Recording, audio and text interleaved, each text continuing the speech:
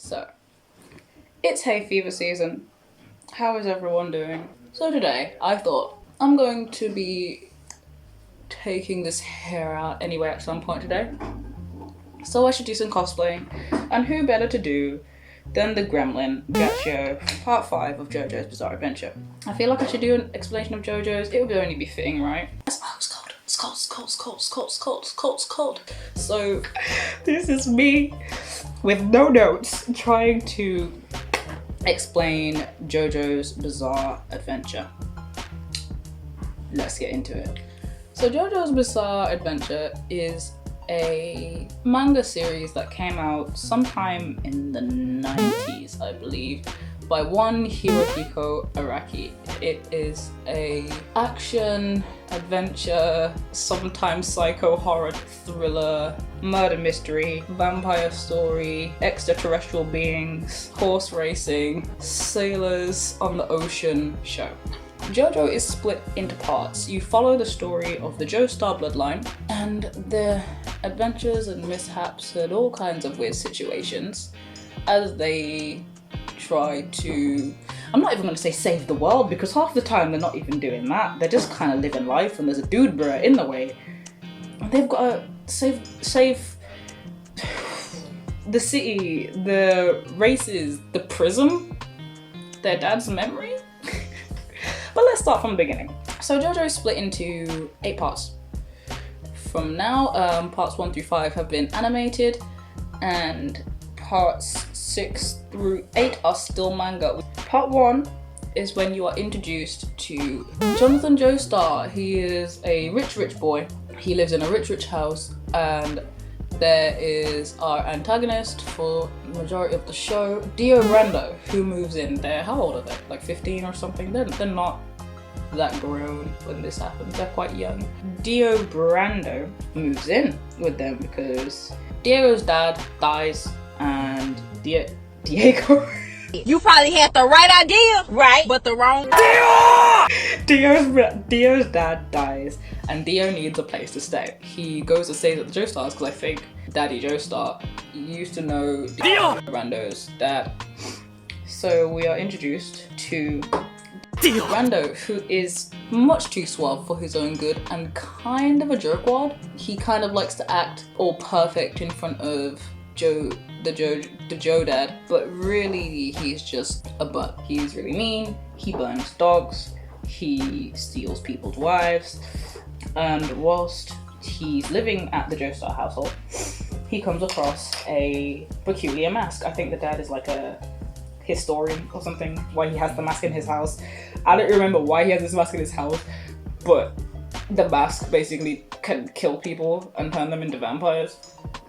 So Dio, in all of his wonderful conscious mind, is like, I reject my humanity, I'm gonna be a vampire and live for all time. And becomes a vampire. Kills Jonathan's dad, and that's really how that part goes. It's Jonathan getting revenge for his dad dying. I think he swapped out the pills in Jonathan's dad's house so that he can't like take his medicine when he gets menacing. He can't take his menacing when he gets sick, and Jonathan's dad dies. And Jonathan, being angry boy, distraught, good boy, gentleman boy, goes out into the streets of London to go save his dad. He meets this dude called Speedwagon, who is just an ever-present, like almost omnipresent force in the JoJo universe. At the end of part 1, Jonathan and Dio have a big old fight. Dio dies, and that's really all you need to know. Part 2, you follow Joseph Joestar, and he has nothing to do with Dio or any of the mishaps therein. They continue running with the concept of, okay, no, before I go on to that, obviously Dio's a vampire, right? So Jonathan can't just, punch him and hope that he dies. He has to have some power control, so he meets this dude called Mario Zeppeli. I think his name is Mario. I believe it's Mario. And Mario Zeppeli is a master in this art called Hamon. Hamon is basically what every asthmat, including myself, wishes they had when they were learning how to breathe properly. Or basically, you breathe in a certain way, you control the power of the sun, and you can like chop through walls and blow up buildings and fly and make fried eggs in less than 10 seconds and give birth to mammoths. It's a pretty magical thing. And that's what, you know, you use to fight vampires, because it's essentially sunlight power. And vampires don't like sunlight, so you channel the sunlight and you punch in the face and he explodes. Part 2 follows Jonathan's grandson, Joseph Joestar, and his plight to learn Hammond, to improve Hammond, and to take down one of the best villains in the JoJo universe, called Kaz, and his 2 minions, who were sealed in a rock, and some dumb scientists from somewhere in the world freed them because they wanted ultimate power. They freed them, and now the Pillar Men, which is what the 3 of them are called, are trying to take over the world and kill these people, and they're like, oh no, you can't do that, and they're like, yes we can, with the Pillar Men. You follow Joseph Joestar, who is really annoying.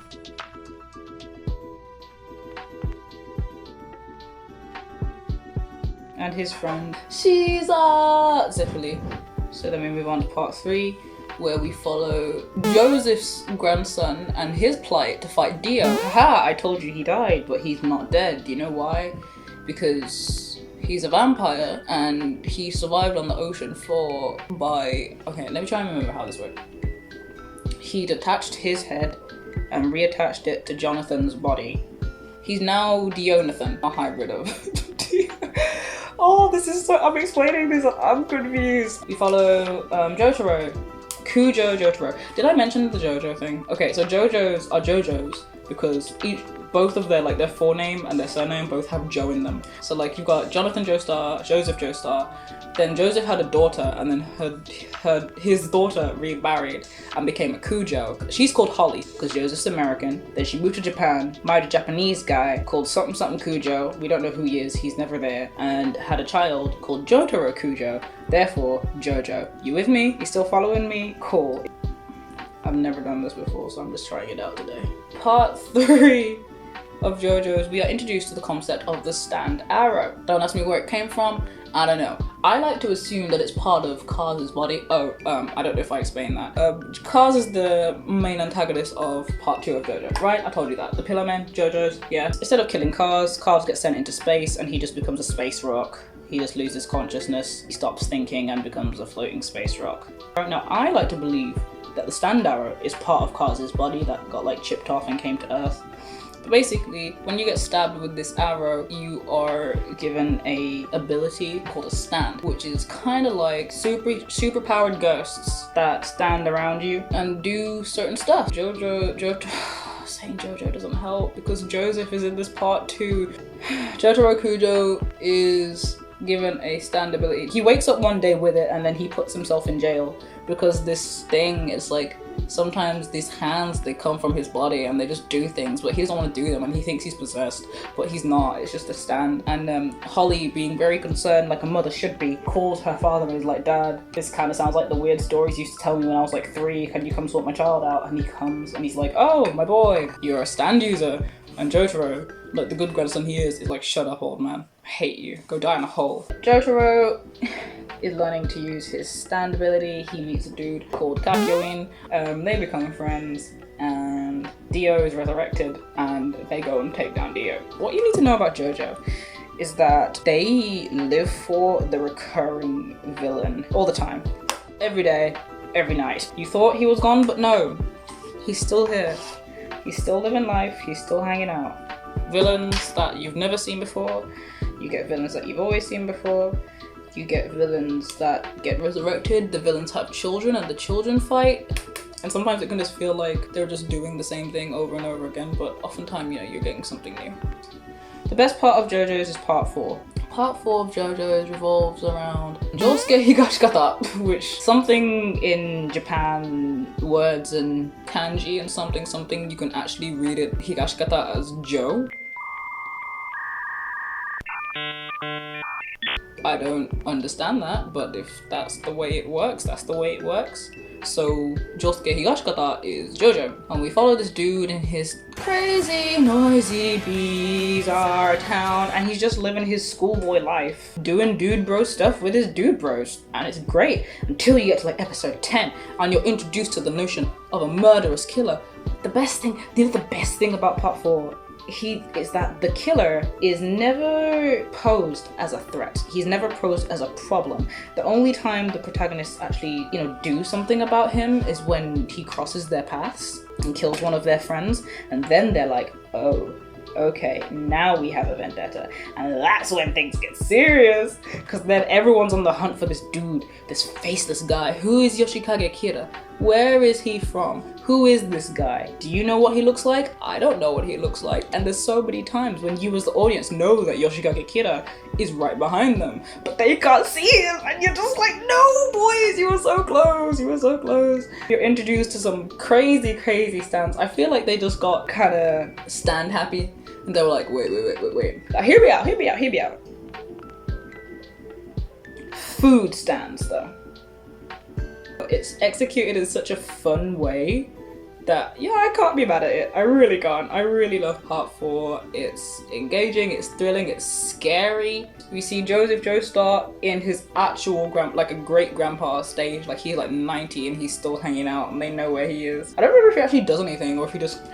Does he do anything? I think he just comes over and they're like, this guy could help us. But he's so senile that he's not able to do anything. He just kind of like gets there, sits down and goes away. We see Jotaro again. We meet my favorite boy, Rohan Kishibe, which if you don't know, I cosplay him. JoJo's is just a really fun show. I really like it. And I would like it if you could like it. So go watch JoJo's. The worst JoJo song is Chase, don't at me. Not JoJo enough. No, let me put it this way. Good song. Not JoJo. Dokomademo chase, yeah. Itsumo chase, yeah. Warewa chase, yeah. Nigewa wa nai. JoJo is glorious orchestral soundtracks that make you transport to another world. Not just like basic shonen rock music. I'm sorry. That could have been the theme song for, you know, Haikyuu, and no one would have known. But you coming to me and telling me that that should be the theme song for JoJo's. Nah, bruv. Not Nagoso. This is actually a lip topper, but I've never used it on my lips, really. So we're just gonna... One thing about JoJo's is that a lot of people are very, very particular about the order that you watch it. So this is what I propose. If you know that you are not like a fan for monologuing and prologuing and scene setting, then you are welcome to skip part 1 temporarily. Don't get it twisted, you gotta watch part 1, but you don't gotta watch it first. And you can jump straight to part 2, which is what I would do. You watch part 2 because it's basically standalone. The only thing that carries on from part 2 are the characters, and the plot points don't really carry forward much. Then you go back and watch part 1, then you go back to part 3. I did not like part 1, honey. I know a lot of people don't like part 1, honey. It's too slow. It's 90s anime pacing, that's why. What you can do is watch part 2, then watch part 1, and then come back to part 3, because the story will still make sense.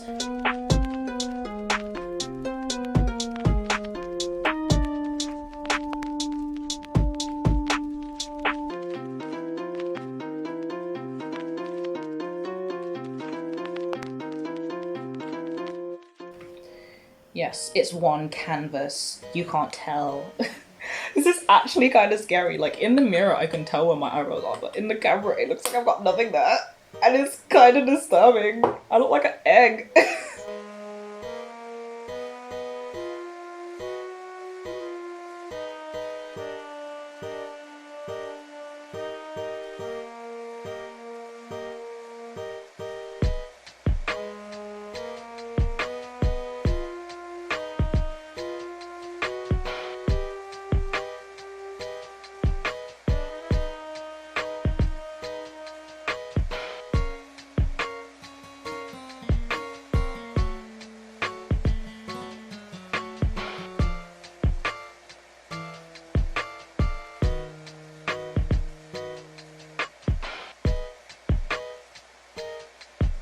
Right, we ain't done yet. It's lip time.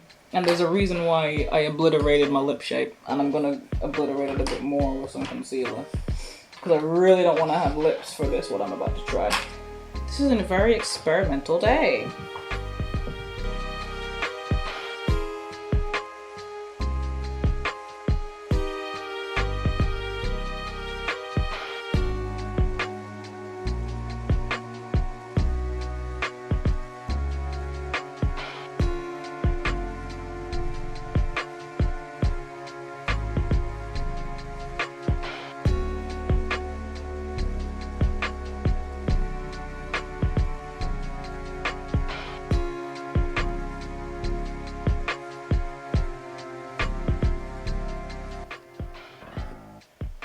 basic look. That's the basic look. Should I spray and then line? No, I'm going to line and then spray.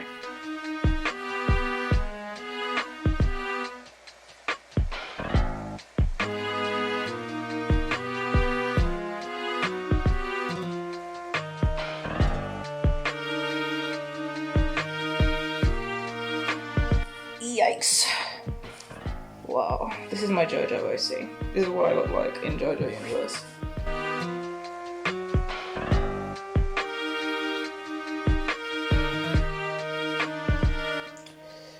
Jordan thinks he's all that. I mean, like, donut hair isn't that hard. Anyone can have donut hair. I have donut hair.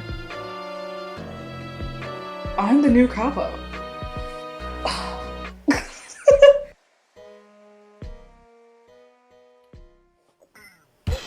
On a whole nother level, coming from my mind. Vocal percussion on a whole nother level, coming from my mind. Anyway, thank you for watching this video. If you made it all the way to the end, congratulations. You have seen me transform from 0 to hero. I appreciate it. If you stayed this long, you might as well subscribe, leave a like, drop me a comment. Show this to someone who likes JoJo's. If you want to hear me talking about some webtoons and animes and things, let me know. Yeah, I'm very, very proud of this look. Hey.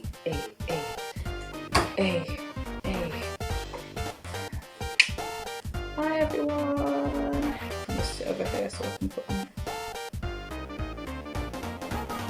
videos, subscription, video. Moshi moshi, boss. Bye.